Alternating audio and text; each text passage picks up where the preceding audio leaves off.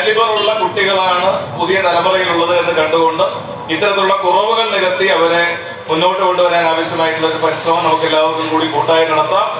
അവരൊക്കെ അങ്ങനെ മയക്കുമരുന്നിന് എന്ന് പറയുക പോകില്ല, ചുരുക്കം ചില കുട്ടികളൊക്കെ പോകുന്നുണ്ടാവും.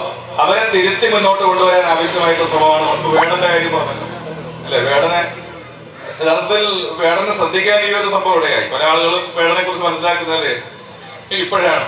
ഒരു ഗായകൻ തന്നെ അങ്ങനെ പറയുന്ന ഒരു സ്ഥിതി വന്നു. അല്ലെ, അത്തരം ഒരു കേസ് വന്നപ്പോ അയാളുടെ റെസ്പോൺസ് ആണ് അയാൾക്ക് കുറച്ചുകൂടി സ്വീകാര്യതുള്ളൂ അല്ലെ. ഞാൻ ചെയ്തത് തെറ്റാണ്, എന്നെ കണ്ട ആരും ഇൻഫ്ലുവൻസ് ആകരുത്, ഞാൻ തെറ്റ് തിരുത്തി നല്ല ജീവിതത്തിലേക്ക് മടങ്ങി വരാൻ വേണ്ടി ശ്രമിക്കുകയാണ് എന്ന് ഒരു ചെറുപ്പക്കാരൻ പറയുമ്പോൾ നമ്മൾ എന്തിനാ അംഗീകരിക്കാതിരിക്കട്ടെ? ഞാനിത് സൂചിപ്പിച്ചത് ഈ ലഹരിയുടെയും അതിക്രമങ്ങളുടെയൊക്കെ കാര്യം പറയുമ്പോൾ അത്തരത്തിൽ നമ്മുടെ കുട്ടികൾ ആരെങ്കിലും പോയിട്ടുണ്ടെങ്കിൽ അവരെ തിരികെ കൊണ്ടുവരിക എന്നുള്ളതാണ് ഈ ലഹരി വിരുദ്ധ ക്യാമ്പയിന്റെയൊക്കെ ലക്ഷ്യം. അല്ലാതെ അവനെ അങ്ങ് റെഡിയായി കളയാം, ഇനി അവനെ സമൂഹത്തിന് വേണ്ട, കൊല്ലതാറ്റമാക്കി കളയാം എന്ന് മാറ്റി നിർത്തുകയല്ല.